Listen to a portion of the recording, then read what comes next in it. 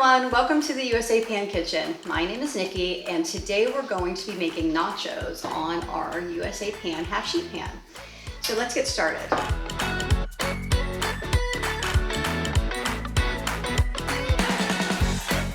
We have our ingredients here. We're using some tortilla chips, which you can use whichever brand that you like. I would recommend using maybe a sturdier chip for this because we're going to be putting lots of toppings on and you don't want your chips to break.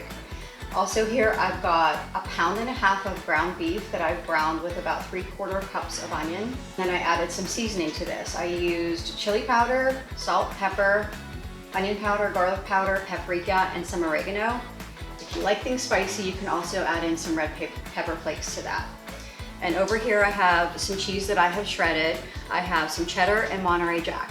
And this is the base of our nachos.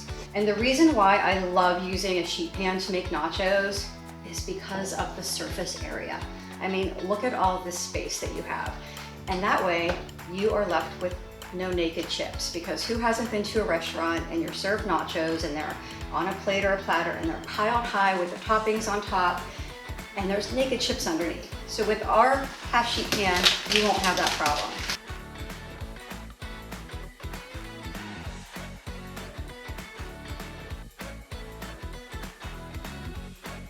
And what I like to do next is I like to sprinkle a little bit of cheese on the chips first. This way, it melts and it acts like a little bit of a glue for the rest of the toppings so they're not falling off when you're eating them. And if you want to make things easier and buy just pre-shredded cheese from the store, that makes this recipe even faster and even easier. So just a little light layer of cheese there first, and then I'm going to take our beef mixture and put that on top. Obviously, you could use chicken or even turkey for this, still be great. And I find if you have leftovers, if you've got leftover chicken or even pulled pork, this is a great way to repurpose those leftovers into a completely new dish. Also, forgot to mention, if you're into Meatless Monday or vegetarian, you can sub out beans for the protein in here. It would still be delicious, because we all know that nachos are about the toppings. So I am just mounding the cheese on here. And I have about 8 ounces of cheese here, but again, you can adjust that to your taste. So now that we've built our nachos, these are going to go into a preheated 350-degree oven for about 10 to 15 minutes. We're just looking to melt the cheese. And then we will go ahead and show you all our toppings.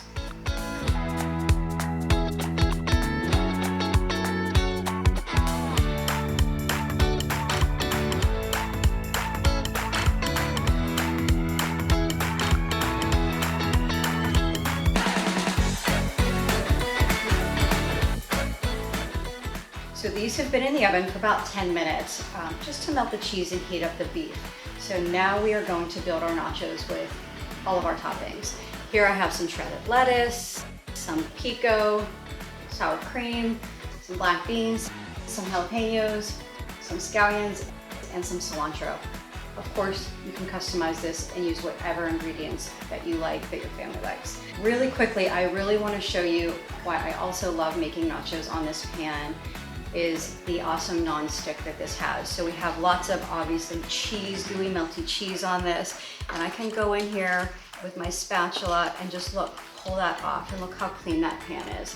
This is not going to be scrubbing baked off cheese for hours with this pan. It's going to come nice and clean.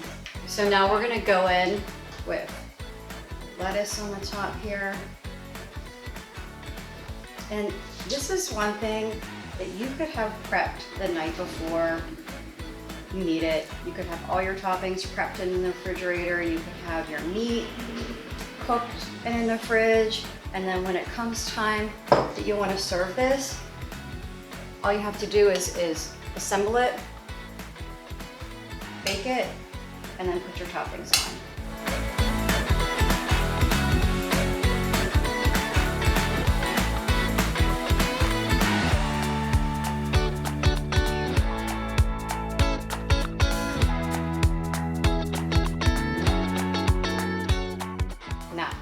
nachos are finished. I mean, another thing that I love about this pan is that it is heavy duty enough to handle a pan of nachos like this.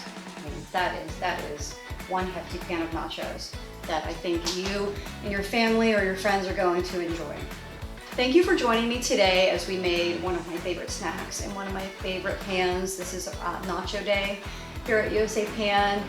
If you try out our nacho recipe, let us know in the comments below. Don't forget to subscribe and check us out on our website, and we will see you next week with a new recipe. Thanks for joining me.